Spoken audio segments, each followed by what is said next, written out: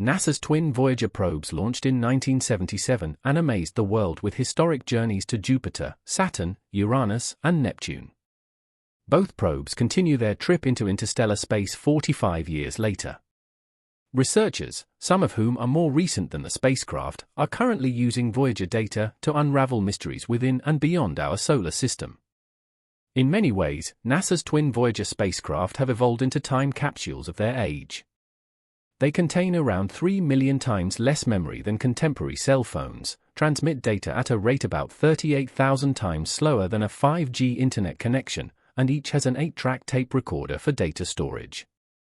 Despite these limitations, the Voyagers are still at the forefront of space exploration.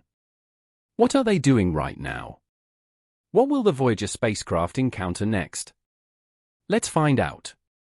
Two of the most amazing spacecraft ever launched would never have taken flight if the stars hadn't aligned. In this instance, the 4 largest planets in our solar system were the stars.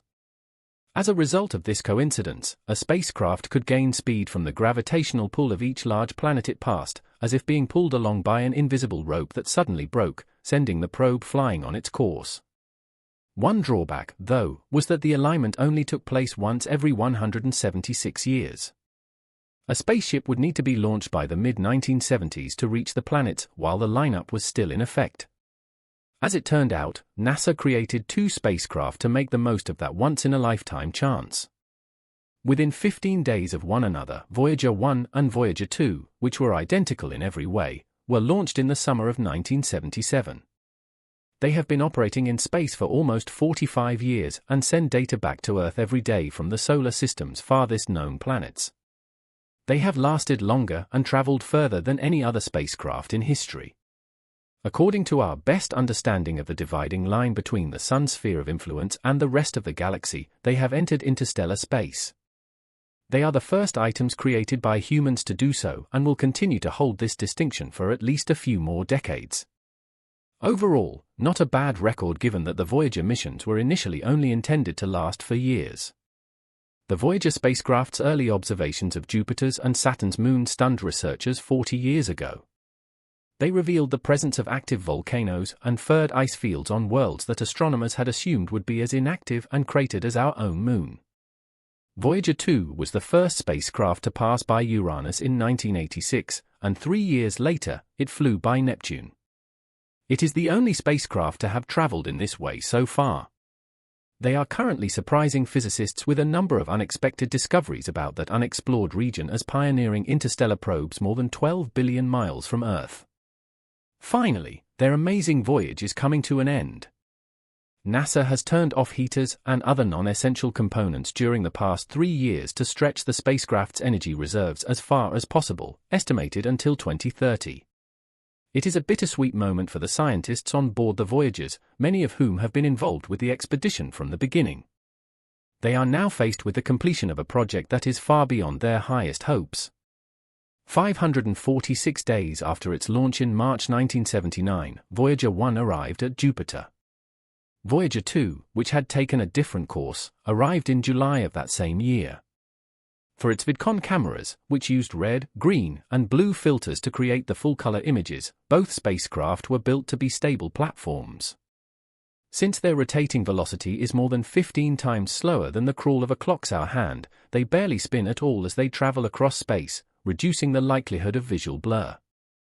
The spacecraft began transmitting the first images of Jupiter despite still being around 3 to 4 months away from the planet, to the delight of standing room-only crowds at JPL. It was absolutely unexpected when Io showed up in color. Prior to the Voyager missions, it was believed that all moons in the solar system would appear similar, drab, and cratered. The incredible diversity of moonscapes the Voyagers found near Jupiter and Saturn was not predicted. The first indication that there might be more moon types than astronomers had imagined appeared when the Voyagers were still 1 million miles or so away from Jupiter. One of their devices, the Low-Energy Charged Particle (LECP) detection system, detected some peculiar signals. Io had active volcanoes, as revealed by the cameras on board the Voyagers. The little world, slightly bigger than Earth's moon, is now understood to be the solar system's most volcanically active body. The components ejected by the Moon's volcanoes give Io its hues and the anomalous ions that strike instruments. The greatest of Io's volcanoes has produced plumes 30 times higher than Mount Everest, and its ash field is almost the size of France. The Voyager spacecraft captured more than 33,000 images of Jupiter and its satellites in total. Every photograph seemed to reveal something new. Jupiter had rings, and Europa, one of Jupiter's 53 named moons, had an icy covering that was shattered and is now thought to be more than 60 miles thick. The spacecraft received a farewell kick of 35,700 miles per hour as they were leaving the Jupiter system thanks to a gravity assist. Without it, they would not have been able to escape the Sun's gravitational pull and travel to another star. The Voyager split off at Saturn. Voyager 1 passed by Titan, the moon cloaked in orange smoke, and then turned north away from the plane of the planets. After hurtling through Saturn's rings and taking hundreds of strikes from dust particles, Uranus and Neptune were the next stops for Voyager 2 alone. In 1986, Voyager 2 discovered 10 brand new moons orbiting Uranus, bringing the planet's ringed world count to an ever-growing number. 3 years later, Voyager 2 observed the fastest wind speeds ever recorded for a planet in the solar system, up to 1,000 miles per hour, as it passed around 2,980 miles above Neptune's azure methane atmosphere. Triton, the biggest moon of Neptune, was discovered to be one of the solar system's coldest locations, with a surface temperature of just 391 degrees Fahrenheit 235 degrees Celsius. Nitrogen gas and powdered particles were ejected 5 miles into the moon's atmosphere by ice volcanoes.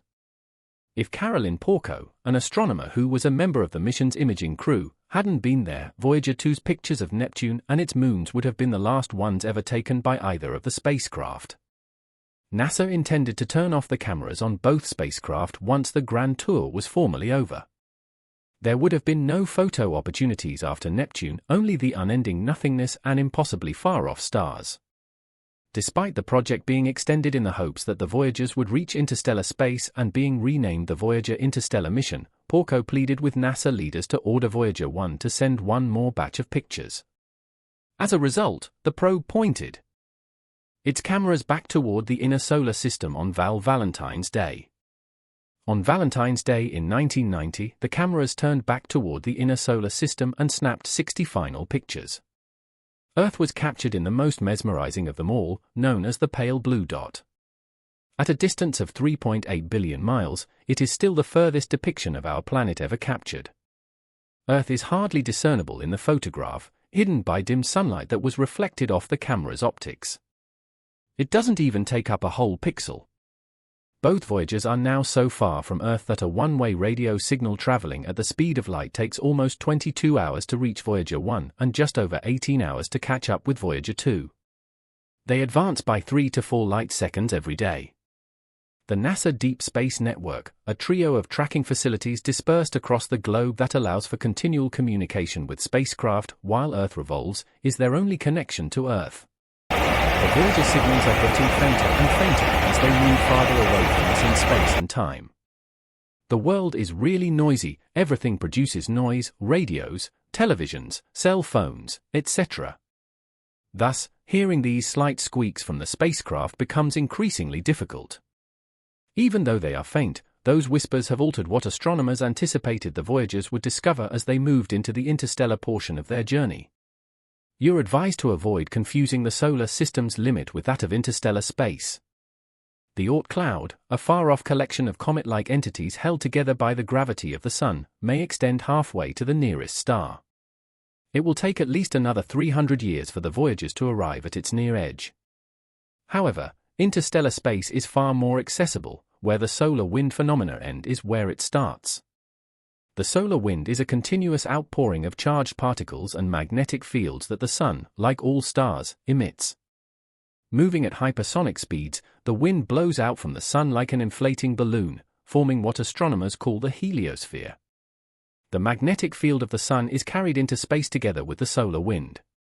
The heliosphere's expansion is eventually restrained by interstellar matter pressure, forming a boundary with interstellar space that is preceded by a massive shock front known as the termination shock. The heliopause is a border between our solar system and interstellar space and Estimates of its distance before the Voyager missions fluctuated significantly. Some of them were just assumptions. One early guesstimate located the heliopause as close as Jupiter. Garnett's calculations from 1993 put the distance at around 25 times further, between 116 and 177 astronomical units. 1 astronomical unit, or 93 million miles, is the distance between the Earth and the Sun. Garnett's projections from 1993 were accurate before one of the Voyagers ultimately reached the heliopause. About 20 years had elapsed. Voyager 1 had actually detected the anticipated rise in plasma density. Its plasma wave detector had inferred an 80-fold increase, but there had been no indication of a shift in the ambient magnetic field's direction. Shouldn't that change have been apparent if the vehicle had traveled from a place where the magnetic field originated from the Sun to one where it came from other stars? That was a shocker. In November 2018, Voyager 2 arrived at the interstellar seashore but did not notice any magnetic field changes when the spacecraft reached the heliopause at 122 astronomical units from Earth, the same distance reached by its twin 6 years earlier. It added still another riddle. All theoretical models predicted that the heliosphere should ebb and flow in time with the Sun's 11-year cycle, but this did not fit any of them. The solar wind ebbs and flows at that time. When Voyager 2 arrived, the solar wind was at its strongest, and if the predictions were accurate, the heliopause should have been further out.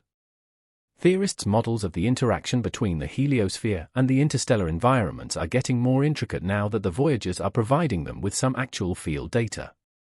According to the general image, our Sun left a hot ionized zone and entered a patchy, partially ionized section of the galaxy. The hot zone probably developed as a result of a supernova. An ancient star nearby, or perhaps several, exploded at the end of their lives, heating the surrounding area and removing electrons from adjacent atoms in the process. One way to conceptualize the boundary enclosing that area is kind of like the seaside, with all the water and the waves whirling and mixing together. Magnetic fields twist and turn because we are in that sort of tumultuous area. Although the degree of turbulence observed can vary depending on the method of observation, it is not like the smooth magnetic fields that theorists typically prefer to draw. As a result of the heliosphere's influence on the interstellar medium, the Voyager data reveal numerous small-scale changes near the heliopause but negligible field variations at vast scales. It is anticipated that the spacecraft will eventually leave those turbulent zones behind and come into contact with a pure interstellar magnetic field. Saying goodbye to these innovative spacecraft won't be simple. Seeing things come to an end is difficult. There are currently 5 operational instruments aboard Voyager 2 and 4 on Voyager 1. They are all propelled by a mechanism that transforms heat from plutonium radioactive disintegration into electricity. But NASA has been forced into triage mode as a result of the power output diminishing by roughly 4 watts annually.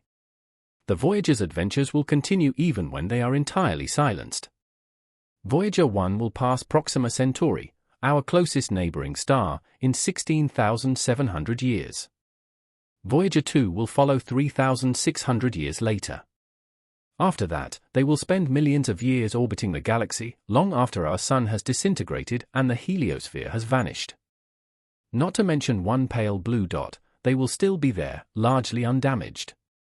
They might be able to deliver a final message at some point throughout their journey, however, it won't be broadcast over the radio. If it is, it won't be by humans. 2 recordings, another form of antiquated technology, are used to convey the message, but not your typical plastic version. These are formed of copper, have a gold coating, and are enclosed in aluminum. Images and noises intended to provide a feeling of the world the Voyagers came from are encoded in the grooves of the golden records, as they are known. There are 90 minutes of music, including Bach's Brandenburg Concerto No. 2 and Chuck Berry's Johnny B. Good, as well as images of kids, dolphins, dancers, sunsets, and sounds of crickets, rain, and a mother kissing her child. Jimmy Carter, who was President of the United States at the time the Voyagers were launched, also left a message. "We cast this message into the cosmos," it reads in part. "We hope someday, having solved the problems we face, to join a community of galactic civilizations. This record represents our hope, determination, and goodwill in a vast and awesome universe. Thanks for watching another episode of Space Discovery. While you are still here, make sure to click the video on your screen for more mind-blowing videos about space.